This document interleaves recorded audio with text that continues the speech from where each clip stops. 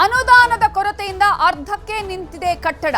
ಪಾಲಿಕೆ ನಿರ್ಲಕ್ಷ್ಯದಿಂದ 9 ವರ್ಷ ಆದರೂ ಕೂಡ ಕಟ್ಟಡದ ಕಾಮಗಾರಿಯೇ ಮುಗಿದಿಲ್ಲ. ಇದು ಬೆಳಗಾವಿ ನೆಹರು ನಗರದಲ್ಲಿರುವ ಕಟ್ಟಡದ ದುಸ್ಥಿತಿಯ ಹೇಳುವಂತಹ ಒಂದು ಸುದ್ದಿ. ಪಾಲಿಕೆ ನಿರ್ಲಕ್ಷ್ಯ ಆಗಿರೋದ್ರಿಂದ 9 ವರ್ಷವಾದರೂ ಕಟ್ಟಡದ ಕಾಮಗಾರಿಯೇ ಇನ್ನೂ ಮುಗಿದಿಲ್ಲ. ನಿರ್ವಹಣೆ ಇಲ್ಲದೆ ಇದೀಗ ನಿರ್ಮಾಣ ಹಂತದ ಕಟ್ಟಡ ಪಾಳು ಬಿದ್ದಿದೆ. ಅಕ್ರಮ ಚಟುವಟಿಕೆಗಳ ತಾಣವಾಗಿದೆ ಈ ನಿರ್ಮಾಣ ಹಂತದ ಕಟ್ಟಡ. ಶೀಘ್ರವೇ ಕಟ್ಟಡವನ್ನ ನಿರ್ಮಾಣ ಮಾಡಿ ಅಂತ ಹೇಳಿ ಸ್ಥಳೀಯರು ಆಗ್ರಹ ಮಾಡ್ತಾ ಇದ್ದಾರೆ. 9 ವರ್ಷಗಳಾಯ್ತು ಈ ಒಂದು ಕಟ್ಟಡ ನಿರ್ಮಾಣ ಆಗಿ. ಈಗಾಗಲೇ ನಿರ್ಮಾಣ ಕಾಮಗಾರಿ ನಡೀತಾನೆ ಇದೆಯಾ ಅನ್ನುವಂತಹ ಪ್ರಶ್ನೆಯನ್ನ ಸ್ಥಳೀಯರು ಕೇಳ್ತಾ ಇದ್ದಾರೆ. ಹಾಗಾದ್ರೆ ಯಾಕೆ ಇಷ್ಟೊಂದು ನಿರ್ಲಕ್ಷ್ಯ, ಪಾಲಿಕೆ ನಿರ್ಲಕ್ಷ್ಯ ಯಾಕೆ ಅನ್ನೋದರ ಕಂಪ್ಲೀಟ್ ವರದಿ ಇಲ್ಲಿದೆ.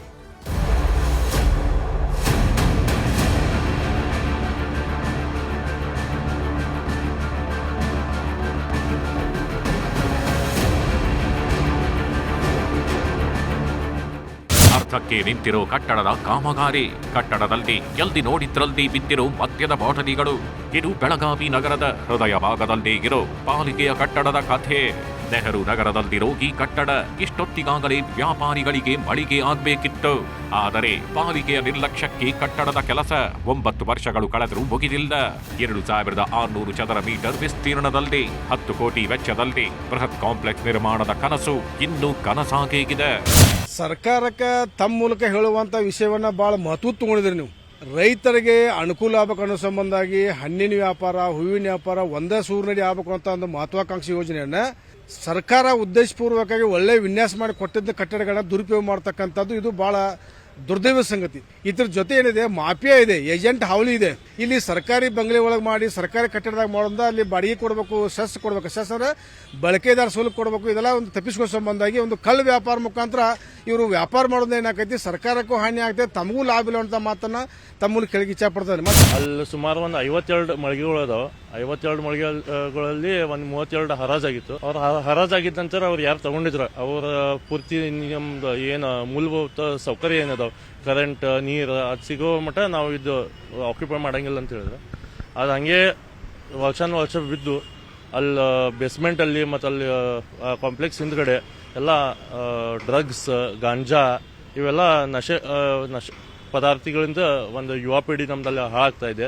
ಮತ್ತು ಸುತ್ತಮುತ್ತ ಅಲ್ಲಿ ರಹಿವಾಸಿಗಳು, ಲೇಡೀಸ್ ಅಲ್ಲಿ ಅವರಿಗೂ ಸಮಸ್ಯೆ ಆಗ್ತಾ ಇದೆ.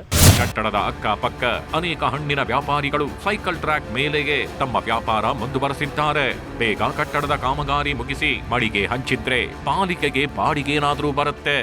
APMC ರಸ್ತೆಗೆ ಇರುವ ಅದು ಒಂದು ಕಾಂಪ್ಲೆಕ್ಸ್ನಲ್ಲಿ ಭಾಳ ಅಂದ್ರೆ ಅಲ್ಲಿ ಶೆರೆ ಕುಡಿಯೋದು, ಮಂದಿ ರಾತ್ರಿ ಟೈಮ್ ಹೆಂಗಸರು ಹೋಗೋ ಟೈಮ್ ಸ್ವಲ್ಪ ಅಲ್ಲಿ ಭಾಳ ಗಲಾಟೆ ಮಾಡೋದು, ಅದು ಭಾಳ ಸಮಸ್ಯೆ ಆಗ್ತಾ ಇದೆ ಅಲ್ಲಿ. ಮತ್ತು ಲಾಸ್ಟ್ ಟೈಮ್ ಒಂದ್ಸಲ ಕಂಪ್ಲೇಂಟ್ ಕೊಟ್ಟಿದ್ದು, ಅವಾಗ ಸ್ವಲ್ಪ ಆ್ಯಕ್ಷನ್ ತೊಗೊಂಡ್ರೆ ಸ್ವಲ್ಪ ದಿವಸ ಬಂದಿತ್ತು, ಮತ್ತು ಹಂಗೆ ಎಲ್ಲ ಚಾಲೂ ಆಗ್ತಾ ಇದೆ. ಒಂದಂದ್ರೆ ಅದು ಕಾರ್ಪೊರೇಷನ್ ಹೇಳಿ ಅದು ಬಿಲ್ಡಿಂಗ್ ಒಂದ್ಸಲ ಕಟ್ಸ್ಕೋರಿ, ಅದು ಕಟ್ಟಾದ್ಮೇಲೆ ಸ್ವಲ್ಪ ಇಲ್ಲಿಗಲ್ ಏನೂ ಆಗ್ತಾ ಇದೆಯಲ್ಲ ಅದು ಬಂದಾಗ್ತಿದೆ. ಅಲ್ಲಿ ಸಣ್ಣ ಹುಡುಗರು ಹೋಗ್ತಾರು, ಅಲ್ಲಿ ಗಾಂಜಾ ಸೇರುವುದು, ಅಲ್ಲಿ ಸಿರೇಂಜ್, ನಿಮ್ಮ ವೈಟ್ನರ್ ಬಿದ್ದಿರ್ತೈತಿ. ಈ ಕಟ್ಟಡ ಕಾಮಗಾರಿ ನಿಂತಿರೋ ಬಗ್ಗೆ ಪ್ರಶ್ನೆ ಮಾಡ್ತಿದ್ದಂತೆ ಶಾಸಕ ಫಿರೋಜ್ ಸೇಠ್ ಮಾತಾಡಿದ್ದಾರೆ. ಬೇಗ ಸಿಎಂ ಗಮನಕ್ಕೆ ತಂದು 2-3 ತಿಂಗಳಲ್ಲಿ ಕಾಮಗಾರಿ ಪೂರ್ಣಗೊಳಿಸೋದಾಗಿ ಭರವಸೆ ನೀಡಿದ್ದಾರೆ. ಬಡವ್ರಿಗೆ ಒಂದು ಜಾಬ್ ಸಿಗಲಿ, ಒಂದು ಅಂಗಡಿ ಅಂದ್ರೆ ಒಂದು ಫ್ಯಾಮಿಲಿಗೆ ಜಾಬ್ ಆಗ್ತೈತಿ. ಮತ್ತು ಅಲ್ಲಿಂದ ಯಾರು ಕಸ್ಟಮರ್ಸ್ ಇದ್ದಾರೆ ಅವ್ರಿಗೇನು ಸಿಟಿಗೆ ಹೋಗ್ಲಿಕ್ಕೆ ಅವಶ್ಯಕತೆ ಇಲ್ಲ. ಹಂಗೊಂದು ಕಾಂಪ್ಲೆಕ್ಸ್ ಕಟ್ಟಿದ್ರು, ಅದು ಅರ್ಧ ಹಾಗೆ ಹಂಗೆ ಬಿಟ್ಟಿರ್ತದೆ. ಈಗ ನಾ ಬಂದ ಮೇಲೆ CM ಸಾಹೇಬ್ಗೆ ಹೇಳಿ ಒಂದು 4-4.5 ಕೋಟಿದ್ದು ಫಂಡ್ ತೊಗೊಂಡು ಬಂದೀನಿ. ಯಾಕಂದ್ರೆ ಟೆಂಡರು ಆಗಿದೆ.